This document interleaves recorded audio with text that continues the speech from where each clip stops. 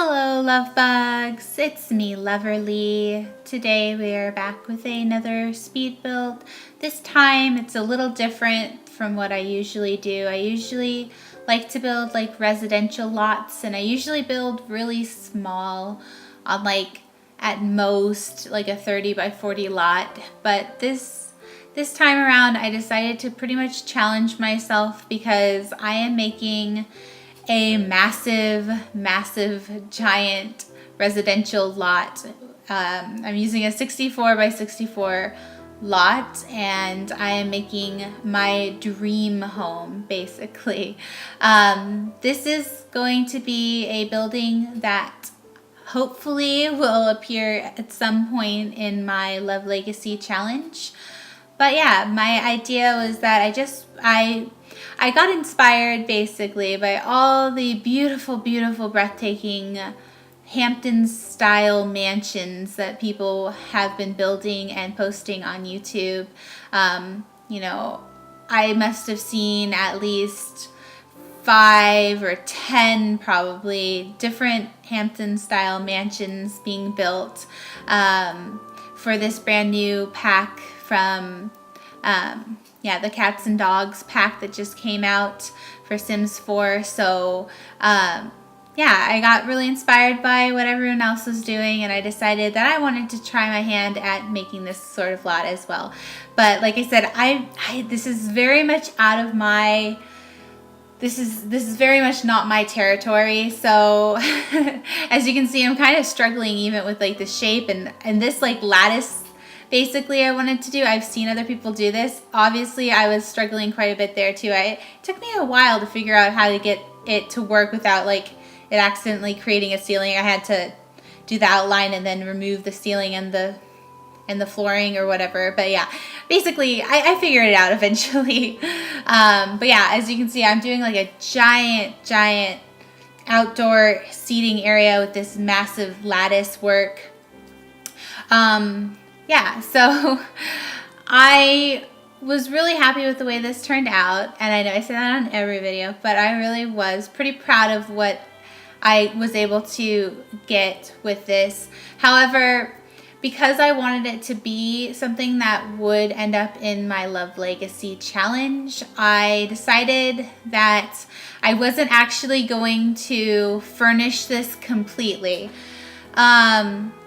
And I have multiple reasons for doing that, but mostly because this entire lot, just in its quote-unquote unfurnished, it's like it's partially furnished. Technically, I wanted it to be very realistically furnished. So the only thing that I end up furnishing in this building is the kitchen and the bathrooms. Things that, like, if you were to buy a house would obviously still be there. They'd be installed.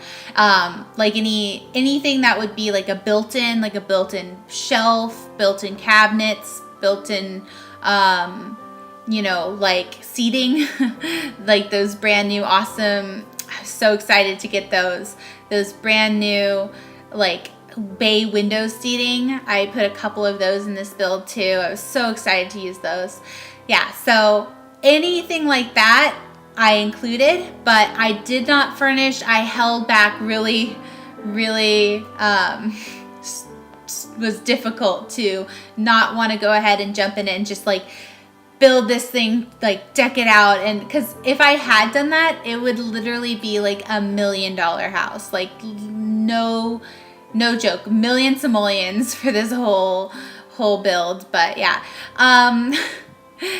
I also knew I definitely wanted a fancy a gazebo out here, much larger than the last build I did, which is, you guys, if you saw the last build, was also a very similar style because it was built specifically designed for, Brindleton Bay in mind as well.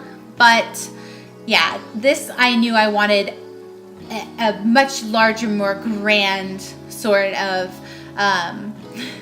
patio out there. Like a gazebo. And so the other build I'm actually using it for my Cats and Dogs LP. that tiny home that I just built, that one with a tiny gazebo, I actually put out, like, I'm able to put seating in there and they're able to get to it, you know, depending on which stair they take to get to the chair and everything. But this gazebo, I was kind of going, I don't know what I didn't know what I wanted to actually put in that gazebo. I knew I just wanted it bigger and grander. I do end up coming up with and finding something that I think works really well there, but you'll see that in a bit. But yeah, and I also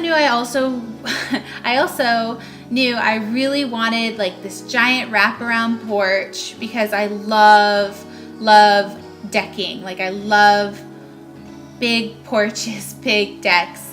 Also, I love that this lot is by the beach. So like, really, this is very much a dream home for me. So that's why I pretty much spared no expense when it came to the building. However, I did want to cap myself at some point, which is why I said that I don't end up furnishing it. It's really just all about the build and the architecture of the home. And yeah, so that way eventually my Love Legacy family can purchase it, hopefully, if they, you know, save up and earn enough money. And then it will be really bare bones, and then like through those 10 generations of families, they'll end up furnishing this whole home, you know, over the years. It'll be passed down from generation to generation, like, you know, like a beach home or whatever. So that's the idea anyway. We'll see how that goes, but yeah. Also playing around with all these brand new roofs. I was super excited. I did go around to all the other like larger homes in this specific area, like this neighborhood of Brindleton Bay, just to try to get an idea of how they put together their roofs and just sort of get an understanding of the style. Because like I said, I was really inspired by all the videos of all the other kinds of Hamptons, quote unquote Hampton style mansions that other people were building. So I used that as sort of inspiration as well. But I also wanted this to very much feel like it could in fact fit with the style of the neighborhood. So yeah, I think I did pretty good about doing that. Again, for my first attempt at making like a very large mansion style home, I feel like I did pretty well on this, but you can be the judge of that. You tell me. I mean, it is very interesting because I did end up going with like this asymmetrical look. So you'll see in the screenshots, especially since I put this corner, you know, like diagonal piece that's jutting out. And the whole thing, I wanted it to be like L-shaped and like, yeah, I knew I wanted it very asymmetrical. So that's why even the door is not exactly centered underneath the roof of that main large roof, like this like this giant barn swooping roof, you know, sort of the grand entryway. It's not exactly centered, but I still think it works pretty well. Again, just this whole thing is just trying to figure out all these different walls, how I'm gonna design this layout, how it's gonna work with, like, you know, also it being a legacy house, having to fit about, you know, 4 or 5 different bedrooms in there, because, you know, you want a parent's room, and then you want, I wanted at least 1 bedroom per child, so they each get their own room.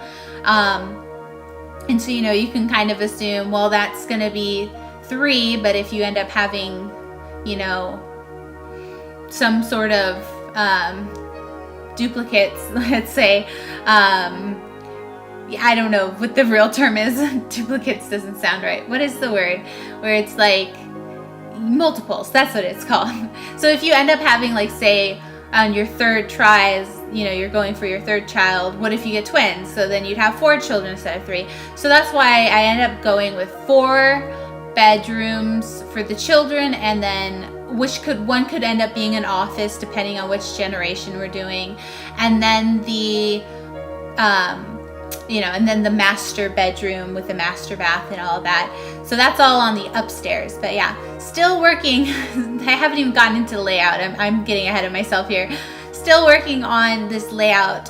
So I actually happened upon, and I really, really love, like, this wasn't even part of my, you know, plan, because basically when I set out to do this build, I went and did like a bullet point, like checkbox, basically like a list of things I wanted to see in my, you know, dream home. And I did a lot of those things from that list, like the wraparound porch, like the awnings, like the gazebo, you know, like a chef kitchen, a number of things, fireplace, all those things made the list first before I ended up putting them in the build. But one happy sort of, you know, I feel like something that I hadn't had in mind by just trying to work with this layout, I'm really happy that I actually stumbled upon, you know, making this sort of observation tower is what I want to call it. So that room up there where you see like this got this like weird deck bit, you know, you're like, where does that, why would you even have that? Where does that go? It just goes right into the roof. Well, I was actually pretty much inspired by one of the mansions that I recently visited, which was a very famous mansion. It's the Winchester Mystery House mansion, and they had something very similar to this where it was the very top room and it was circular like that, and it had all these windows, and then it had all this decking that you could stand up there and see really far, and it was like the coolest thing ever. So I feel like without even really knowing that's how I was being inspired, like I'm literally just thinking about it now, it's like, yeah, I was totally inspired by that. But I was happy that I could even include that into this build. So I think that's probably one of my favorite features of this whole build, just because I hadn't even planned to like include it. But I think it works so perfectly, especially since the lot that I decided to put this on and build it specifically for actually has the lighthouse that you can see, so you can look across the ocean and see the lighthouse. And so that observatory room up at the top floor, like the 4th floor or something, is so perfect, I think. So yeah, I was really happy with the way excuse me oh my gosh, my voice sorry. But I was really happy with the way that turned out, is all I'm trying to say. Where did my voice go? Oh my gosh, I don't know what happened there. Sorry. I usually have some like water to sip on and I forgot it, so I'm sorry if that like sounded awful. But yeah, so you can see that right there is a good shot of, you can see the lighthouse in the back. And so, and I get really good shot of it too, like a picture you'll see in the end of looking from that observatory tower, or that little deck, that tiny little, I don't know what you would call it, like almost like a catwalk, you know, just it goes to nowhere. It just goes right into the roof, which is one of those silly features that, you know, actually was just from the the Winchester Mystery House, where things just go into nowhere. But I feel like for this build, it's one of the only things that sort of works like that, and that's why I think it actually works really well. But yeah, anyway, now I'm finally doing the upstairs, doing all the layouts. Decided to give each child their own ensuite bathroom. So I'm sure that sounds like really crazy to some of you, but keep in mind this is a dream home. So the idea would be that, you know, what more, when you think dream home, what is more of a dream than to never have to ever share your bathroom? For me, that is by far a giant dream, is to like, everyone has their own bathroom, just, you know, and then there's like obviously some bathrooms for, you know, guests or visitors.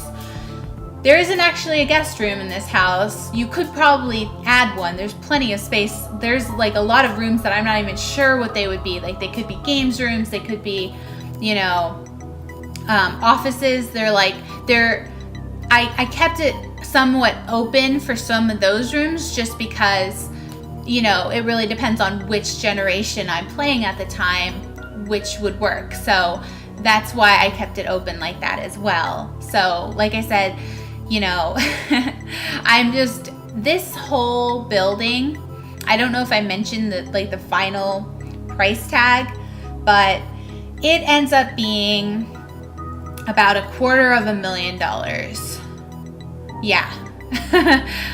I think. I might even be wrong. It's just over a quarter, I think, because it's like 256,000 simoleons. So the goal of my, Let's Play now is to afford to get our Sims into this house, because I don't want to use my cheats. Like, it's so easy to cheat. I cheated a rando Sim to come in here to take the screenshots, that was easy. But I want to actually earn it, and that's what I'm going to now kind of have as the focus. Now that my first generation Sim for my Love Legacy has gotten married, and they had such a perfect, beautiful wedding. And lo and behold, I didn't even know, it was so awesome.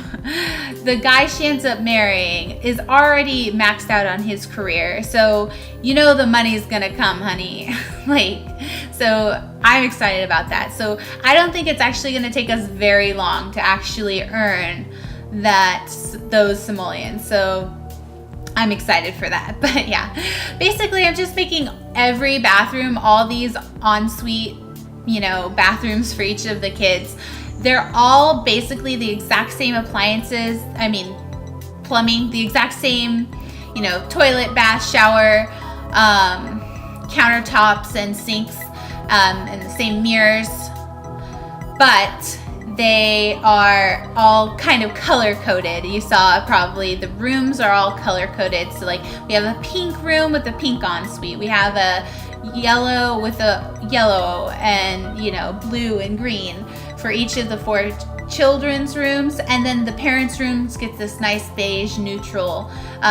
So yeah, I'm actually really proud of the way that turned out. I like being able to do that. I feel like it's very realistic to have your bathrooms match, especially if it was something like a developer came in and built a home. Or I did the same thing with this also for Love Legacy. I did the same thing with my the apartment complex that I redesigned. I totally revamped an entire apartment complex floor that came with City Living, so that it was consistent across all the kitchens and all the bathrooms were actually consistent for each unit, because I always thought that was kind of weird and unrealistic that they wouldn't be consistent between apartments. It's what apartment complex do you know doesn't have the same fixtures in every complex, every unit? But yeah, anyway, that's my little rant, because that's just how my brain works, is very commercial builds, which is why, again, this was quite the challenge, but it was a really enjoyable challenge. I'm very, very proud of the way it turned out. I hope you guys agree that it's at least hopefully somewhat comparable to the amazing builds I've been seeing all over Facebook, or not Facebook, what am I talking about? All over YouTube and Twitter. People have been Instagramming it, all over the social medias. But yeah, what else do I want to say? Oh yeah, so there, you guys probably just saw it. I put in one of my favorite objects probably in the whole game, that fountain, that adorable fountain that you can play in.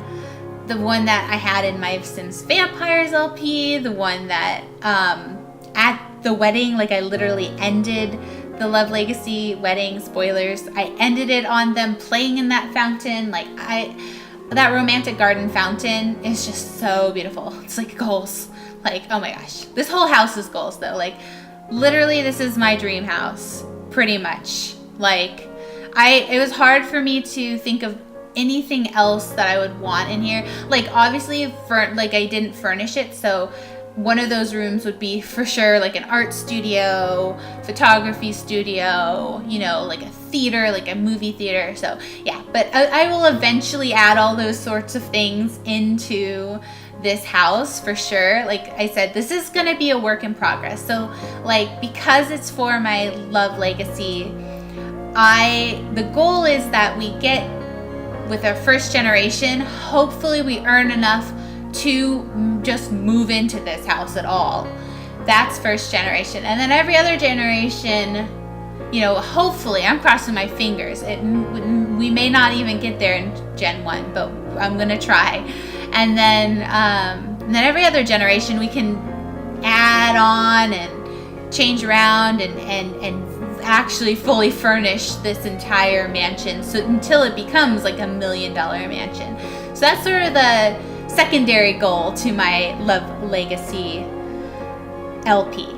So if you're interested in that, I'm going to link my Love Legacy LP in the end of this, actually, just so you guys are like, what is she talking about? If you've never seen my Love Legacy challenge LP, right now it's currently like pretty much a city living challenge. It's been 25 parts of just one gen, not even a gen yet, because like I said, she literally, the last part I finished off on, she got married. So now we're thinking about moving in the house. Now we're finally 25 parts in, thinking about, okay, what do we do for, you know, how it's about time to start making some babies. But yeah, I should get a better picture of it, but I just wanted to touch on. So the few other things I really wanted in this dream house was like a little garden area. So that's what these little garden patches are for. Ideally, I probably will end up putting like different types of fruit trees, because I've always wanted that in my life, different fruit trees. Yeah, okay, here we are with a screenshot. So as you can see, the beautiful, beautiful lighthouse and the ocean waves you can see from this house. This is the back side with that kitchen nook that, yeah, that's the kitchen extension back there. And then the beautiful gazebo with a fountain. Again, imagine trees in those little potted plants. And this, I love the way this looks. So we've got our hot tub and our bar area, and then of course we'll put some outdoor seating once we actually really furnish it. But here is the entrance. You enter on the right, and then this is just from the other direction, looking the other way. So this giant entryway. Don't know how to fill that quite yet, but then you come into this next room where there's a fireplace. Then you go down the hall to your left right, and then you get to this beautiful kitchen with that, again, that beautiful breakfast nook. And then this is the pantry. So this is common in a lot of older homes. I really wanted to add that. And then this is the upstairs. Again, another one of those cute little bay window nooks. This is the master bedroom with his and her closets, and then this is actually downstairs bath, but all the there end up being 7 bathrooms in this whole house. This is like the upstairs, and then this is the deck. So this is like the view from the outside. So yeah, I hope you guys love this as much as I do, and until next time, I hope you guys have a lovely day.